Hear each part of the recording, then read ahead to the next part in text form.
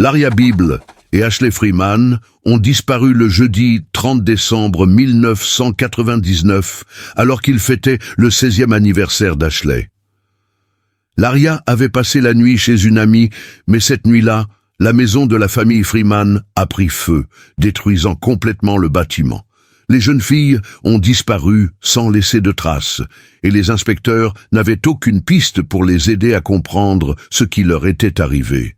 Ce n'est que 20 ans plus tard, en 2020, que l'enquête s'est enfin rapprochée de la résolution du mystère. C'étaient les vacances de Noël, dans l'est de l'Oklahoma, et Laria Bible, 16 ans, passait presque tous ses jours dans la maison de campagne de la famille Freeman avec sa meilleure amie Ashley. Cependant, l'approche de son anniversaire ne rend pas Ashley heureuse, et son état dépressif inquiète Laria. La situation s'est aggravée après la mort de son frère Shane Freeman, 1 an plus tôt, qui a porté un coup dur à la jeune fille. Les deux amis étaient inséparables depuis l'enfance. Leur maison était de voisines, mais en 1995, la famille Freeman a déménagé à 30 km de là, ce qui n'a pas empêché leur amitié. Laria, un peu plus âgée, avait déjà son permis de conduire et conduisait une voiture. Ashley rêvait également d'obtenir son permis et économisait de l'argent en travaillant dans un magasin, soit environ $4 000. Elle prévoyait de passer l'examen de l'auto-école juste après son anniversaire. Les filles aimaient passer du temps ensemble. Elles se coiffaient, allaient chez le manucure et faisaient du sport. Ashley jouait au basketball et Laria était l'une des meilleures pom-pom girls de l'école. En outre, Ashley s'intéressait à la chasse et a abattu son premier cerf à l'âge de 13 ans. Le jour de l'anniversaire d'Ashley, son humeur ne s'est pas améliorée et la soirée s'est déroulée sans grand événement. Elle, Laria et sa mère Cathy sont allées faire des courses et à leur retour, tard dans la soirée, elles ont décidé de passer la nuit chez elle. Plus tard, Jeremy Hurst, le petit ami d'Ashley, est passé, lui a offert un cadeau et est parti. Et bientôt, un incendie a changé la vie de ces familles, pour toujours. Le 31 décembre 1999, au petit matin, les pompiers d'Oklahoma City ont reçu un appel signalant un grave incendie dans la maison des Freeman. Lauren Bible, la mère de Laria, était au travail lorsqu'elle a reçu un appel de son fils signalant l'incendie. Lorsqu'ils ont appris qu'un corps avait été retrouvé, les parents de Laria se sont précipités sur les lieux horrifiés. Lorsqu'ils sont arrivés, l'incendie avait été éteint et la police avait bouclé les lieux. Ils espèrent que leur fille est indemne, mais l'enquête n'a pas encore commencé. Le bureau du shérif local attend l'arrivée des agents du FBI. La raison de ce retard pourrait être un conflit de longue date entre la famille Freeman et le shérif au sujet de la mort de Shane. Shane Freeman avait disparu et lorsqu'il a été retrouvé, il a révélé qu'il avait été maltraité par son père. Quelques mois plus tard, le shérif l'a abattu, affirmant que Shane l'avait menacé avec une arme à feu. La famille Freeman a contesté cette affirmation, mais n'a pas eu le temps d'intenter une action en justice. La tragédie s'est produite quelques jours avant la date limite. Lorsque l'agent du FBI Steve Nattar est arrivé sur les lieux, il n'a trouvé qu'un seul corps, celui de Katie Freeman. Elle était allongée sur un lit d'eau qui a partiellement éteint l'incendie, mais ne l'a pas sauvée. Les policiers ont continué à fouiller les décombres à la recherche d'autres corps, mais n'ont trouvé personne d'autre. Les parents de Laria espéraient que les filles s'étaient échappées à temps, mais le FBI n'a pas entamé de recherche et n'a même pas inspecté les environs de la maison. Le père de Laria, Jay Bible, a alors organisé une équipe de recherche composée de gardes-chasse locaux, mais ils n'ont rien trouvé. L'agent Nattar a rapporté plus tard que des blessures par balle avaient été trouvées sur le corps de Katie, ce qui avait causé sa mort avant le début de l'incendie. Cela indique que ce qui s'est passé n'était pas un accident. La police a organisé une expédition de 2 jours dans l'espoir que l'enquête puisse enfin être menée à bien. Pour la première fois depuis longtemps, la famille Biebel était convaincue que l'enquête avançait dans la bonne direction. L'optimisme était de mise au début des recherches, les policiers ayant à leur disposition des chiens de recherche, mais au fur et à mesure qu'ils s'enfonçaient dans les profondeurs, leurs espoirs commençaient à s'évanouir. Les mines de Galing disposent d'un réseau complexe de tunnels et tout ce qui touche le fond n'y reste pas longtemps, mais est emporté par le courant. Grâce à la photographie sous-marine, les chercheurs ont pu voir parmi les débris même une lame de bulldozer, mais aucune trace des jeunes filles. Malgré le témoignage détaillé de Jones et le professionnalisme de l'équipe de recherche, leurs efforts sont restés vains. Plus tard, lorsqu'il est devenu évident qu'aucune preuve ne pouvait être trouvée, le prisonnier est revenu sur ses aveux. Les enquêteurs ont comparé la période de la disparition des filles avec le récit de l'auteur et ont commencé à douter de son implication. Jones aurait-il pu commettre le crime, étant donné qu'il a été appréhendé à seulement 15 km du domicile de la famille Freeman? L'arrestation de Jeremy Jones a eu lieu à 4 heures du matin, alors qu'il affirme avoir mis le feu à la maison et être parti avec les otages à 3 heures du matin.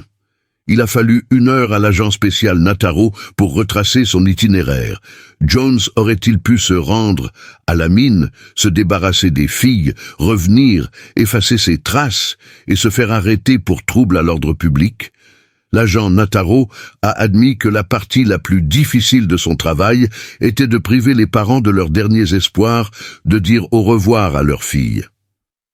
Un service commémoratif pour Lori Biebel et Ashley Freeman a été organisé le mercredi 30 décembre 2009, 10 ans après la tragédie. En 2018, le Washington Post a fait état de nouvelles circonstances entourant la disparition des jeunes filles. Les autorités ont finalement identifié les auteurs présumés. Selon de multiples témoignages, les 3 hommes se sont vantés à plusieurs reprises de leur implication dans le crime, des années après qu'il se soit produit. Le magazine People a confirmé que la police avait arrêté Ronald Busick, 66 ans, et l'avait inculpé de 4 chefs d'accusation. 2 autres suspects, Warren Welch et David Pennington, sont décédés à ce stade, ce qui ne permet pas de confirmer ou d'infirmer les accusations. Selon les médias, Welch, Pennington et Busick se sont non seulement vantés de ce qu'ils avaient fait, mais ont également menacé quiconque tenterait de les dénoncer à la police.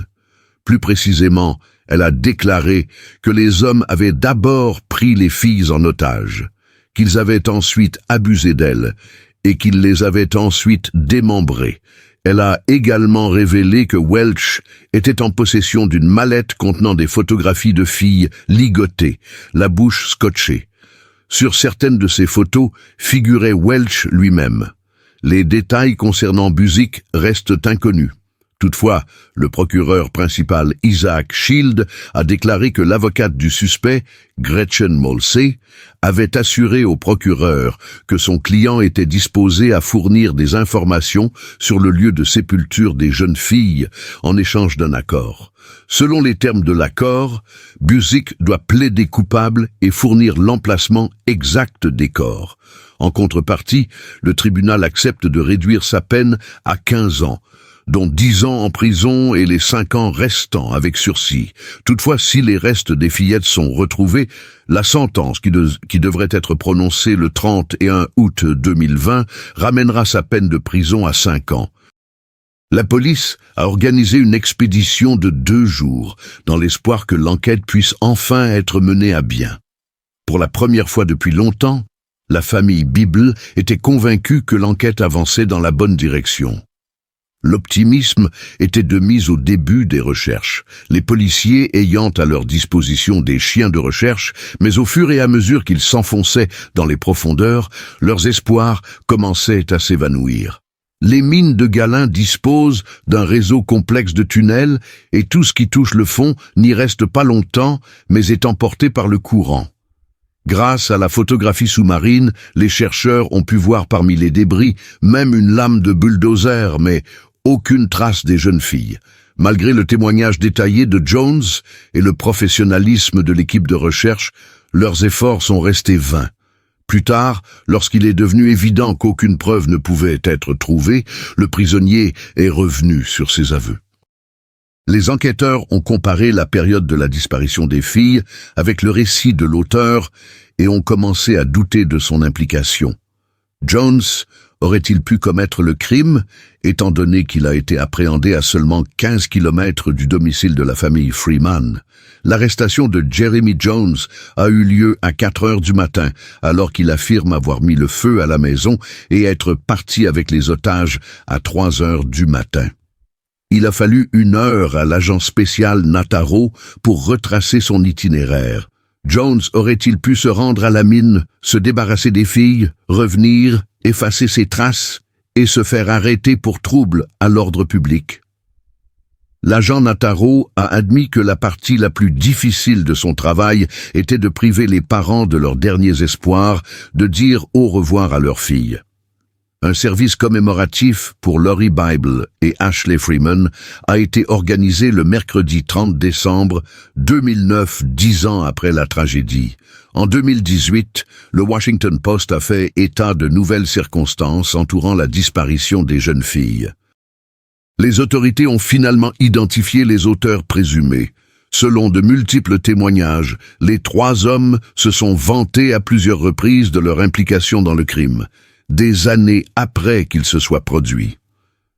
Le magazine People a confirmé que la police avait arrêté Ronald Busick, 66 ans, et l'avait inculpé de 4 chefs d'accusation. 2 autres suspects, Warren Welch et David Pennington, sont décédés à ce stade, ce qui ne permet pas de confirmer ou d'infirmer les accusations. Selon les médias, Welch, Pennington et Busick se sont non seulement vantés de ce qu'ils avaient fait, mais ont également menacé quiconque tenterait de les dénoncer à la police. Les enquêteurs ont enregistré les déclarations de témoins qui ont affirmé que le mobile du crime était les dettes de Danny Freeman, liées à des activités illégales. Le témoin, appelé T.O. dans les documents, a déclaré qu'elle vivait avec Welch depuis un certain temps et qu'elle avait entendu leur conversation. Elle a notamment déclaré que les hommes avaient d'abord pris les filles en otage, puis les avaient maltraitées avant de les éventrer. Elle a également décrit la possession par Welch d'une mallette contenant des photographies de filles ligotées, la bouche scotchée. Sur certaines de ces photos figurait Welch lui-même. Les détails concernant Busick restent inconnus. Toutefois, le procureur principal Isaac Shield a déclaré que l'avocate du suspect, Gretchen Molsey, avait assuré au procureur que son client était disposé à fournir des informations sur le lieu de sépulture des jeunes filles en échange d'un accord. Selon les termes de l'accord, Busick doit plaider coupable et fournir l'emplacement exact des corps. En contrepartie, le tribunal accepte de réduire sa peine à 15 ans, dont 10 ans en prison et les 5 ans restants avec sursis. Toutefois, si les restes des fillettes sont retrouvés, la sentence, qui devrait être prononcée le 31 août 2020, ramènera sa peine de prison à 5 ans. L'affaire des personnes disparues de Lori Bible et Ashley Freeman a connu de nombreuses années de fausses pistes, d'espoirs déçus et d'enquêtes compliquées. Malgré les efforts des enquêteurs, des équipes de recherche et des journalistes, la vérité est restée cachée pendant des années. Cependant, grâce à la persistance des proches qui n'ont jamais cessé de se battre pour la justice, l'affaire a connu un nouveau développement.